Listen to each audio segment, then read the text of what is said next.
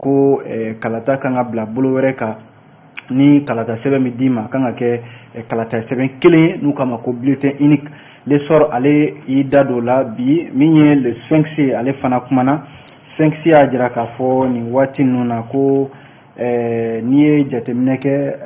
muso min bɛ yen ni nazara don faransikaden don limanaw Sophie Petronet yɔrɔ ale kun minɛna ka bɔ bamancimaw bolo kɔnɔ nka a jirala k'a fɔ ko siga foyi t'a la a bɛ Mali kɔnɔna la yan bi ɲininkali de kɛra n'a sɔrɔla ko gendarmerie minnu ni olu ye cikan bila ko k'a ɲini limanaw k'u ci ka ca Sophie Petronet ale ɲinini ma 5C de y'a fɔ an bɛna an da don a la sisan min ye l'indépendant ye ale kumana Issa Kawujim ale ka minɛni ko kuma min ni o fɔra CNT maaw fɛ ko ka Issa Kawujim ka minɛni ko ka a dulon fɔlɔ ale min bɛ jɔyɔrɔ 4nan na kɛrɛnkɛrɛnnenya la CNT Conseil national de transition ale kɔnɔna la min ye indépendant y'a jira k'a fɔ ko nka ko kiiritigilamaw ka lafasali kuluba 2 min bɛ n'o ye Sam ani Silima ye k'olu ye welewelekan bila ko ka bɛɛ ka to i ka fan fɛ ka ɲɔgɔn bonya ni fanga bɛ maa min bolo n'i ka fanga b'i bolo i kɛra kiiritigɛla ye o i kɛra jamana ɲɛmɔgɔ ye o bɛɛ ka to i ka fanfɛla la bɛɛ ka bonya ta ka ɲɛsin ɲɔgɔn ma indépendant y'o fɔ Nouvelle Horizon fana kumana a y'a jira k'a fɔ ko min bɛ tali kɛ colonel Issa Kulubali ale de ye finitigiw ka kiiriw bɛ tigɛ yɔrɔ min na n'o ye justice militaire ye a jirala k'a fɔ ko a ye jate dɔw bɔ ko novembre kalo tile ka taa novembre kalo la san 2020 fo ka n'a bila an bɛ don min na i ko bi ko finitigi ɲɛma minnu bɛ yen n'o ye officiers ye o 30 ani sous-officiers fo ka taa se finitigi minnu ma n'o ye militaire de rang ye k'olu de bilala sariya ɲɛkɔrɔ u ka kiiriw tigɛra ko novembre kalo tile 10 natɔ in fana na a kiiri dɔw fana bolodalen don limanaw Nouvelle Horizon kelen kɔnɔna la ko min ye sécurité d'état ɲɛma kɔrɔ ye ni o ye Kasum Goyita ye limanaw ko ale tɛgɛ tara ani maa dɔw k'u tun bɛ fɛ ka coup d'état de kɛ n'o ye jamanakuntigi ka dankari kɛ ale ka fanga la o kɔni bɛ mandat de dépôt la nin waati in na Nouvelle Horizon y'o fɔ an bɛna o ɲɛfɔ aw ye sisan min ye le soir de Bamako ye ko an ka ministre min bɛ yen n'ale de b'an ka kɛlɛcɛw kunna colonel Sadio Kamara limanaw k'ale cira joona a ka taa min ye Côte d'Ivoire jamana kan walasa ni Côte d'Ivoire jamana ɲɛmɔgɔ ni o ye Alassane Dramane Ouattara ye limanaw ka se ka taa ɲɔgɔn faamu joona yanni CEDEAO ka jɛrɛ min bolodalen don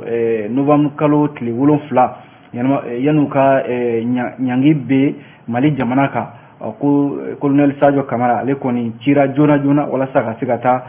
kumaɲɔgɔnya tɛmɛ ani CEDEAO ɲɛmɔgɔw cɛ an bɛna an da don o la sisan nɔ min ye les échos welewele ale kumana limanaw a jirala k'a fɔ ko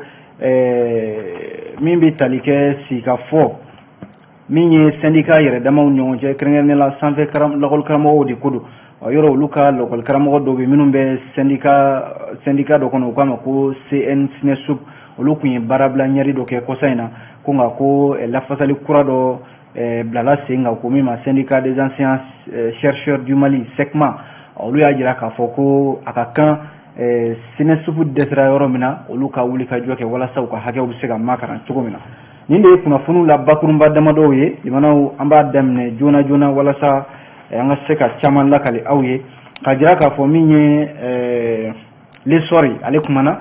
limanaw lesɔri y'a jira k'a fɔ ko min ye transition baaraw ye o dɔ bɛ tali kɛ kalata labɛnw na kalata n'i y'ale kofɔ ka ban a bɛ tali kɛ sariya gafe min bɛ yen n'u k'a ma ko loi électorale yɔrɔ loi électorale ale de ye a damana sariya ye min b'an ka kalataw ɲɛnabɔ Mali kɔnɔna la yan nɔ min ye lesɔri ye ale y'a jira k'a fɔ ko kokura caman de bɛ fɛ ka boloda an ka sariya gafeba min bɛ yen n'ale bɛ tali kɛ min bɛ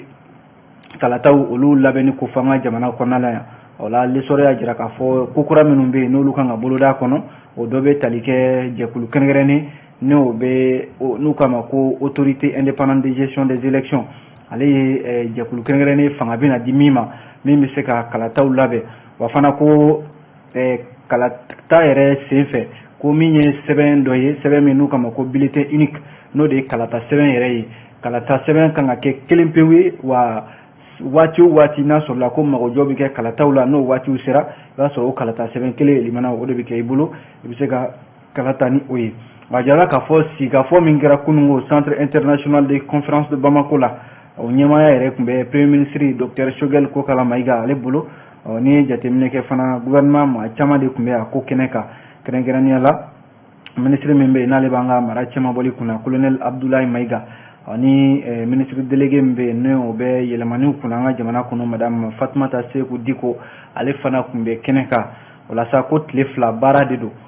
min ye politikimaw ye ani jateminɛkɛlaw ani minnu bɛ sɛgɛsɛgɛliw kɛ kalatako nasira ninnu na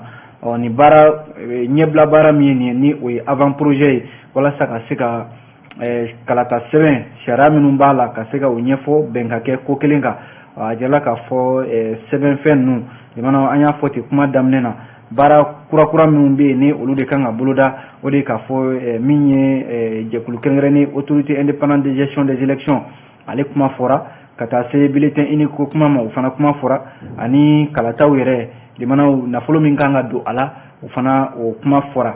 a jala k'a fɔ ko autorité indépendante des élections ale ka baaraw bɛna taa taabolo minnu kan o de k'a fɔ fanga bɛna di u ma wa ko jɛkulu wɛrɛ bɛna bila u nɔfɛ min bɛna u kɔlɔsi nin baara in na min bɛna bɔ ministériso min n'ale b'an ka mara cɛmabɔli kunna administration territoriale a jira k'a fɔ kokura minnu fana bolodalen don o dɔ bɛ tali kɛ maa minnu bɛ yen n'o ye maa hakili juru cannenw ye n'olu kan ka bila ko hukumu kɔnɔ olu ka kɛ maaw ye u tɛ maa finman fɛ u tɛ maa jɛman fɛ olu bɛ ka kɛ so camancɛ jiriw ye ani fana ko maaw don minnu ni baara yɛrɛ ɲɛdɔn ani minnu kan ka bila autorité indépendante de gestion des élections a kɔnɔna la maaw don minnu ni limanaw u tɛna kɛ maaw ye minnu bɛna dɛmɛ maa fɛ ka dɔ wɛrɛ to yen nɔ a jira k'a fɔ nin kokura minnu filɛ nin n'olu bɛna boloda an ka loi électorale kɔnɔna la a nafa bɛna kɛ mun ye o de ye k'a fɔ ko maa bɛ yen n'o y'i kanbɔ jamanakuntigiya nɔfɛ walima k'i kanbɔ ɲɛmɔgɔya nɔfɛ a kalata labanw na limanaw basigi ka se ka na ɲɔgɔn faamuya ka se ka na walasa an ka jamana yɛrɛ jɔsenba minnu bɛ jamana kɔnɔna la n'o ye cakɛdaba ninnu ye institution ninnu olu bɛ se ka basigi cogo min na min ye docteur Choguel Kokara Maïga ye ale yɛrɛ ye kuma ta a ko organe unique de gestion des élections ale kɔni nakan tɛ foyi ye limanaw fo ka maliden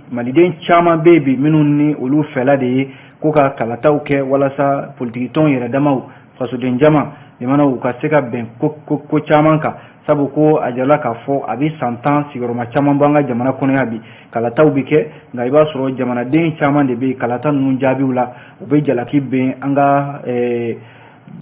cakɛdabaw kan i n'a fɔ cour constitutionnelle ninnu ni seniw n'a ɲɔgɔnnaw k'a fɔ k'u ma kalataw labɛn ka ɲɛ walasa wasa ka se ka sɔrɔ politikimaw ka wasa sɔrɔ jamanadenw yɛrɛ ka wasa sɔrɔ kalata jaabiw la o de la premier ministre ko nin ye baara min ye baara in ko a bɛ se ka kɛ nafa ye n'o ye autorité indépendante de gestion des élections ani fo ka taa se a da donna kuma wɛrɛ la n'o ye assise nationale de la refondation ye o fana bɛna ko in ka kuma kan kosɛbɛ walasa bɛɛ bɛ se ka faamuya sɔrɔ a la cogo min na min ye loi électorale ko in ye madame Fatumata Seku Diko ale y'a jira k'a fɔ AIGE o de ye kulu kɛrɛnkɛrɛnnen ye min kan ka kalata labɛn a ko a bɛna kɛ sababu ye maliden fɛn fɛn bɛ jamana in kɔnɔna la yan limanaw u k'a dɔn k'a fɔ ko cakɛda in limanaw a bɛna taa taabolo min kan a bɛna baara kɛ ni sariyaw de ye wa ko u bɛna maa si tɛna fereke don u sen na u bɛna baara kɛ ni u yɛrɛw ka fanga min dira u ma u bɛ baara kɛ n'o fanga de ye ko k'a dɔn k'a fɔ fana min ye jɛkulu ye limanaw Mali kɔnɔna la yan nɔ nin na kɛ a siɲɛ fɔlɔ ye nin baara in ka kɛ wa ko don nataw la communiqué bɛna bila sen kan walasa min ye transition kuntilenna ninnu ye kalatako nasira ninnu na walasa o ɲɛ ka se ka fɔ jamanadenw ye bɛn kɛra min kan u ka se ka ɲɛfɔ jamana ɲɛmaaw ye muso min bɛ yen n'ale de tun bɛ ka ministre de l'administration n'a fɔ délégué min bɛ ministre de l'administration territoriale tɔgɔ la ale de ye nin kuma ninnu fɔ ni o ye madame Fatumata Seku Diko ye pasiri filɛ limanaw an ye nin bɔ l'essor ale kɔnɔna la n'an bɔra l'essor kɔnɔ an bɛ don face de semaine le 5 ale kɔnɔ 5 y'a jira k'a fɔ a ye ɲininkali de kɛ ko min ye affaire Sophie Petronet ale ye jɔn ye limanaw Sophie Petronet de ye musokɔrɔba ye Faransi jamana den de don walasa ale kun minɛna Bamaci jɛkulu maaw fɛ limanaw a bɛ san 1 bɔ nka a jirala k'a fɔ wulikajɔw kɛra a yɛrɛ sera ka bila wa ka wulikajɔ waati la a ka bilali la ni ala ma hinɛna Sumala Sise la limanaw ale o de bilala ɲɔgɔn fɛ ni jateminɛ kɛ a ka segini kana Mali kɔnɔna la yan nɔ ni o ye Faransikaw ka ni muso in ye Sefu Petroné ale bi ko Mali jamana faamaw bi ka ɲini caman de kɛ walasa a bɛ se ka ye cogo min na ko nka kunnafoni sira dɔ fana y'a jira o y'a sɛmɛntiya k'a fɔ ko ko tiɲɛ t'a la ko Bamako yan nɔ maa minnu bɛ yen n'olu ye nin kuma fɔ k'a bɛna fɔ ko wɛrɛ b'u da la min ni Sefu Petroné ale ɲinini tɛ fankelen fɛ n'i ye jateminɛ kɛ a ko kɔni sɛmɛntiyalen don bi k'a fɔ ko Sefu Petroné n'o ye Faransikaden ye limanaw k'a bɛ Mali kɔnɔna la yan nɔ min ye AFP maaw ye n'o ye Faransi fana ka kunnafoni sira dɔ ye Agence France Presse ale y'o sɛmɛntiya wa a ye kumakan damadɔ yɛrɛ fɔ olu ye o kumakan ninnu bɛ tali kɛ Sphinx ka fɔ la ko u y'a ɲininka ko mun na u b'a k'a fɔ de ale bɛ Mali la yan nɔ a ka ɲininkali kɛra a ka jaabi kɛra mun ye a ko ale bɛ Mali la ale b'a yɛrɛ de fɛ yen a b'a yɛrɛ ka so de a bɛ n'a fɔ n'i ye Maliden wɛrɛ ɲininka mun na e bɛ Mali la yan o tɛ n'i jaabi ko ne bɛ Mali la yan n bɛ n fa jamana na wa Sefu Petroné fana ka jaabi kɛra o ye ko u y'a ɲininka nɛgɛjuru siraw fɛ a ko ale bɛ Mali la yan wa a b'a yɛrɛ ka so o la sa a ko tiɲɛ don a bɛ waati jan bɔ ale bɛ Mali la yan nɔ ko wa ale jɔrɔlen tɛ dɛ a bɛ Mali la yan jɔrɔ foyi kisɛ kelen de t'a kan wa ko foyi t'a ninkun na bi wa nisɔndiyalen don fana k'a fɔ a bɛ Mali la yan nɔ ko k'a tɛ ka maa si tɔɔrɔ wa maa si fana tɛ k'a tɔɔrɔ maa si ka tɔɔrɔ tɛ ka s'a ma bi ni kunnafoni min dira nin ye limanaw k'a jira k'a fɔ Mali gendarmerie yɔrɔ ale ye batakiw kɛ ko ka Sefu Petroné ɲini joona ale min ni ani ala ma hinɛna Sumala Cisela olu tun bɛ Bamanciw bolo limanaw octobre kalo tile 20 tɛmɛnen san 2020 u bilala o de la an b'o san kelen la bi n'a fɔra ko Sefu Petroné a segira ka na Mali la yan nɔ ko wa ko a bɛ Mali la yan a mɛnna dɛ limanaw a bɛ kalo 8 yɛrɛ bɔ sabu fasiri ka fɔ la n'o ye Sphinx ye ko a bilala hali a ma tɛmɛ kalo damadɔ kan ko a segira ka na Mali la yan o y'a sɔrɔ maaw ma bɔ a kalama kɔsa in na de maaw bɔra kunnafoni kalama k'a fɔ ko Sefu Petroné limanaw ka a bɛ Mali dugukolo sanfɛ yan ka fara o kan limanaw san 4 bolokɔnɔmaya min n'a y'o kɛ Yad Agali ka jɛkulu n'o ye GSIM sa ka to san 76 la musokɔrɔba don dɛ limanaw ko nka musokɔrɔba in bi a ka segin ka na Mali la yan nɔ a na kɛ ani Bamanci jɛkulu ninnu n'o ye Yad Agali ka maaw ye kuma ɲɔgɔnya b'u ni ɲɔgɔn cɛ walima dɔnbagaya wɛrɛ b'u ni ɲɔgɔn cɛ ni dun ye jateminɛ kɛ an ka jamana ɲɛmɔgɔw bi olu bɛ ka laɲini kɛ ŋunuŋunu kumaw bɛ sɔnna hali n'a sɔrɔla u ma laɲini kɛ ko nka kuma ka kɛ min ye Yad Agali ale ka jɛkulu fɛ o de la n'i ye jateminɛ kɛ Faransi kɛlen don ka i kɔngɔma o baara in o ni jamana ɲɛmaaw cɛ k'a fɔ ko kuma tɛna kɛ Bamacimaw fɛ ko nka min ye nin musokɔrɔba in ye limanaw ale bɛ se ka kɛ maa ye maa min n'a bɛ se ka kuma ɲɔgɔnya tɛmɛ Mali jamana ani Bamaciw olu ni ɲɔgɔn cɛ ko nka gendarmerie kɔni ye bataki min bila ko ka Sefu Petroné ale ɲini limanaw ko kuma in kɔni ye kumaw de ye k'a fɔ ten ka se ka maaw olu jabɔ kunnafoni filɛ dɛ ne ka kuma tɛ an y'a bɔ le Sphinx ale de kɔnɔna la n'an bɔra Sphinx kɔnɔ an bɛ don min ye indépendant face du sɛbɛn kuma na limanaw indépendant y'a jira k'a fɔ ko min bɛ tali kɛ CNT ko ale ka séance plénière a ye sigi min kɛ kunungo min ye CNT n'i y'ale ko fɔ o bɛ an ka député minnu bɛ yen n'olu bɛ cɛmancɛ fanga kɔnɔna la bi a b'o olu de ko fɔ limanaw k'u ye sariya dɔ ta ni o b'a ɲini ko ka Isa Kawujim sariya b'a nɔminɛli sariya kelen don ka nɔminɛli min kɛ n'a ka kiiri yɛrɛ kɛra ko ka o jɔ fɔlɔ o la sa Conseil national de transition k'u ye ɲɔgɔn ye kunungo alamisa séance plénière de senfɛ u ka ɲɔgɔn ye tɔgɔ de y'o ye o de senfɛ u y'a jira k'a fɔ Isa Kawujim yɔrɔ bi ale bɛ kaso la ko a fɔra jalaki min binn'a kan n'o de ye jamana burujali ye walima ka talama kumaw fɔ ka ɲɛsin jamana ɲɛmaaw ma a jala k'a fɔ ko CNT kɔni ye bolowili kɛ maa 100 ni maa 1 olu ko ka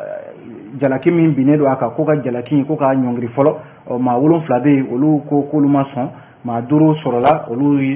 y'u yɛrɛ minɛ olu m'a fɔ ayi m'a fɔ awɔ o la sa indépendant ka fɔ la ko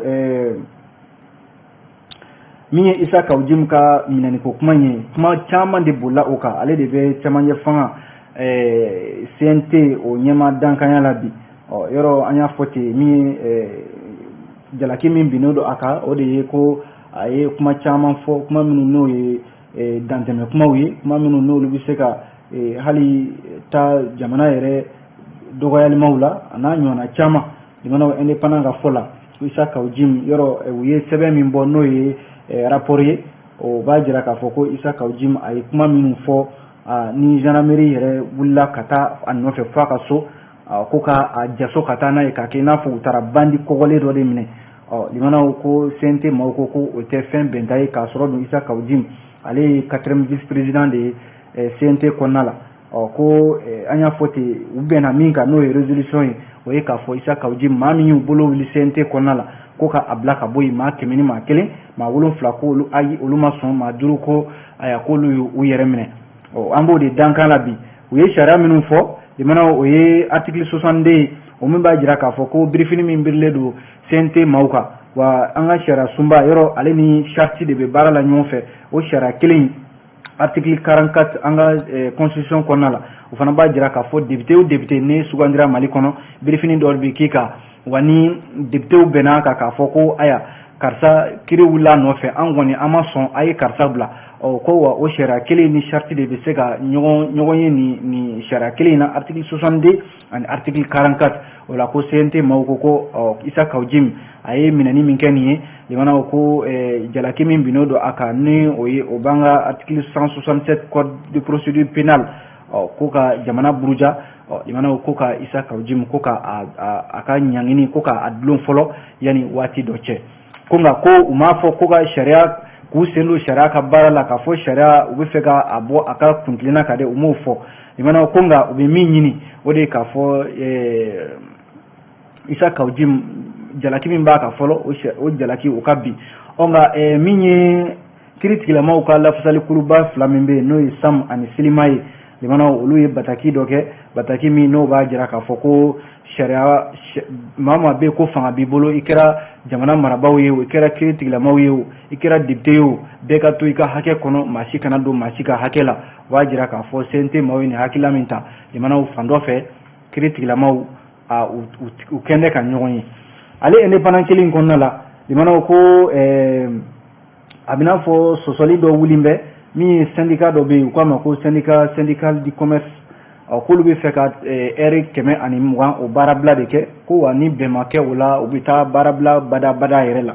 a bɛna fɔ ko min ye premier ministre Choguel Kokala Mayiga ko a na kɛ ale ye sariya dɔ ta min bɛ tali kɛ ko o sariya in a bɛna fɔ ko u bɛ fɛ ka se tereke o sariya in kan hakilila jiginna cakɛda dɔ b'an ka jamana kɔnɔ n'u k'a ma programme de vérification des importations ale ye cakɛda ye min n'ale de bɛ kɔlɔsili kɛ fɛn fɛn ye minɛn ye k'o bɛ bɔ jamana kɔ kan walima ka bɔ jamana kɔnɔ ka taa n'a ye jamana kɔ kan limanaw ka se ka o sɛgɛsɛgɛ cakɛda in a gulonnen don direction générale du commerce et de la concurrence de la direction générale de la concurrence ale fana gulonnen don ministre so la min b'an ka jamana jagoko kunna ko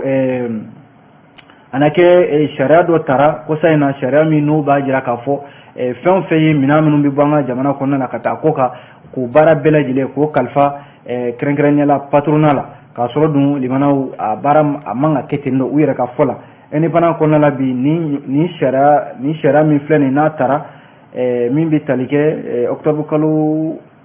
tile 5 san 2021 k'a sɔrɔ dun ko gouvernement limanaw k'a ye ni mandat min ta k'a di conseil national de patronat CNPM utukalo tile 18 san 2018 limanaw ko a ma bɛn o de la programme d'inspection à destination o kɔni wulilen don k'i jɔ bi k'a jira k'a fɔ ko miliyari 23 ko CNT maaw b'o de sɔrɔ nin baara in hukumu kɔnɔna la k'a sɔrɔ dun limanaw sariya sɔsɔ yɛrɛ don o de la min ye PVI maaw ye u ko sariya sɔsɔ don wa baara in kan ka kalifa min ye ministre de a baara in kalifa a bɔra patronat bolo k'a don ministère de l'économie et des finances de bolo ko nka o si tɛ baara in a tiɲɛ yɛrɛ ye a tiɲɛ ye mun ye limanaw o de k'a fɔ maa min n'a ka kan i n'a fɔ ka secrétaire général ka fɔra Nuhum Sidibe a ko PBI bi olu kɔni jɔlen don kan kelen de kan a ka bɔ ministre des finances bolo a ka don ministre des commerce ale bolo sabu ko bɛn o de ye bɛnkan ye o procès verbal kɔnɔna la wa ko o bɛnkan min filɛ nin sariya de don wa premier ministre kun y'a sariya ta k'a bɛna fɔ ko sariya in bɛ ka tereke bi o de la u y'a ɲini a ka segi min ye ministre de commerce ma min y'an ka jagoko ye ministre so min b'o kunna ko n'o tɛ limanaw k'u bɛ sɔn ka taa baarabila bada yɛrɛ la don nataw la heure 120 o baarabila kɔfɛ kunnafoni filɛ an y'a bɔ indépendant ale kɔnɔna la n'an ye indépendant bila limanaw an bɛ don fasidi sɛbɛn nouvelle horizon ale y'a jira k'a fɔ ko min bɛ tali kɛ nin waati in na an ka armée ka kunnafoni sira min bɛ yen n'o ye DIRPA ye ko ale bɛ to ka kunnafonidilaw wele laada don a kɛra laada ye nin na ka siɲɛ 4nan yɛrɛ ye min bɛ tali kɛ direction de l'information et des relations publiques des armées DIRPA kunun ko alamisa u ye kunnafonidilaw wele ka ɲɛfɔli kɛ a kɛnɛ yɛrɛ ka yen nɔ Mali ka dɛmɛba minnu bɛ yen lakanako siratigɛ la kɛrɛnkɛrɛnnenya la mission de formation de l'Union européenne au Mali EITM ani force Barkhane fo ka taa se MINUSMA ma ani min bɛ tali kɛ G5 Sahel fo ka taa se min bɛ colonel major Issa Kulubali ale yɛrɛ ye finitigiw ka kiiri bɛ kɛ yɔrɔ min na n'o ye justice militaire ye ale y'o ɲɛmaa ye an bɛ waati min na ko sisan n'i ye jateminɛ kɛ kumaw daminɛ la nouvelle horizon ka fɔ la colonel major Issa Kulubali ko ale welela kɛnɛ in ka dɔwɛrɛ tɛ walasa kana ɲɛfɔli kɛ kiiri tigilamaw justice militaire ale bɛ ka baara minnu boloda finitigi minnu bɛ n'u ye tanamakow kɛ olu ka kiiri bɛ lahala jumɛn na ko nka yanni kuma ka d'a ma colonel Mariam Sagara ale de ye DIRPA ɲɛma o nɔna bila kɛnɛ in ka yen nɔ n'o ye colonel Suleiman Danbele ye a ye ɲɛfɔli minnu kɛ baara minnu kɛra octobre kalo tɛmɛnen in na an kɔrɔ o de k'a fɔ forces armées maliennes limanaw dankari kɛra u la bamaci wale tigilamaw fɛ a jala k'a fɔ muguforon dɔ kɛra muguforon 2 kɛra sababu ye an ka finitigi maa 20 olu tora o la maa 13 olu joginna o kɛra octobre kalo tɛmɛnen na i kɔrɔ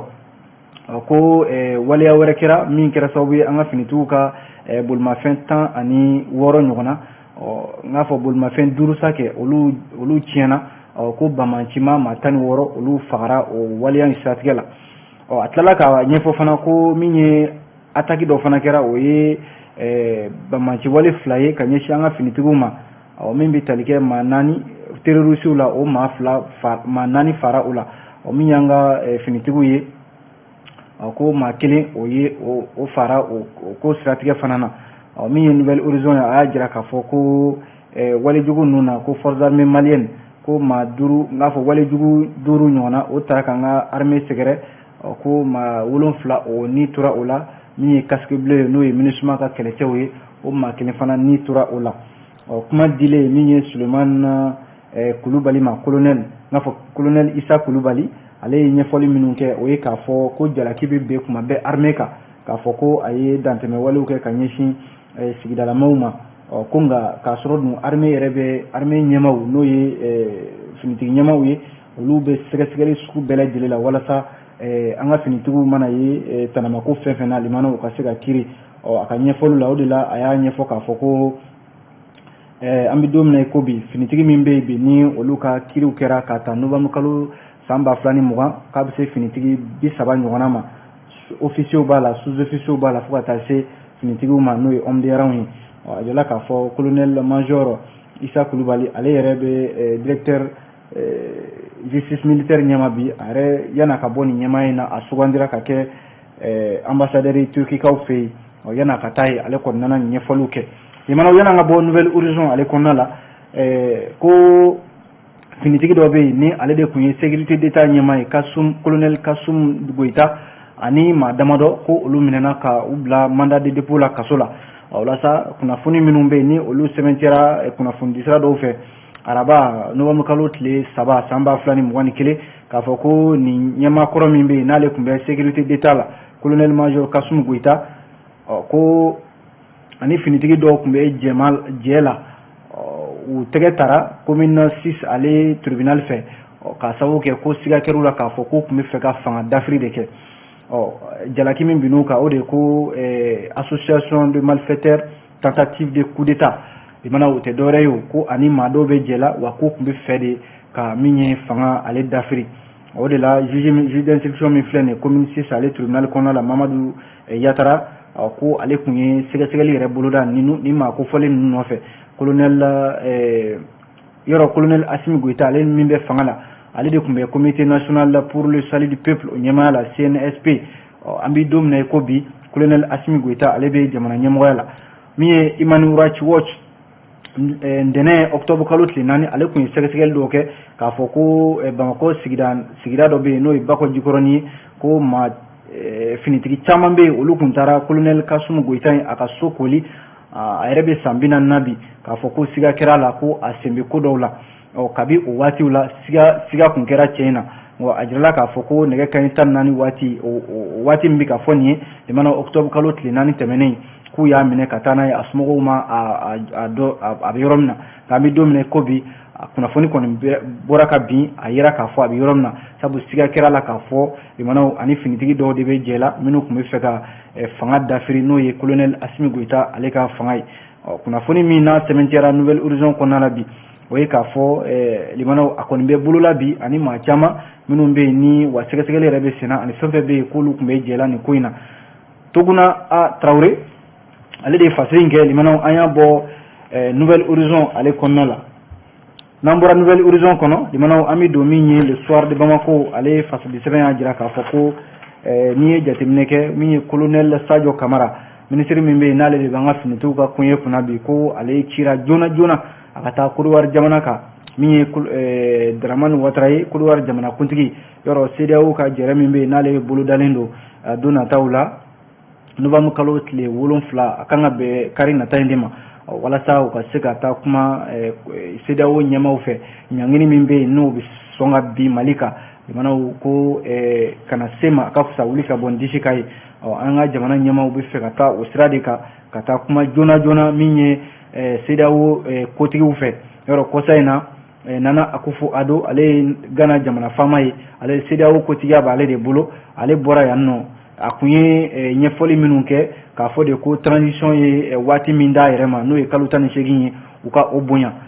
ni dun ye jateminɛ kɛ an ka jamana kɔnɔ yan coup d'état donna coup d'état kɔnɔ n'u k'a ma ko coup d'état dans coup d'état jamanaw o de kɛra sababu ye an ni jamana caman bɛ yen an n'olu ka lahalaya tɛ kelen i n'a fɔ Sudan b'o la Laginɛ b'o la ko nka jamana fila in n'o ye Mali ni Laginɛ CEDEAO bɛna sigi kɛrɛnkɛrɛnnen de kɛ nin jamana fila in kan yanni CEDEAO ɲɛmaw ka ɲangi bɛ Mali kan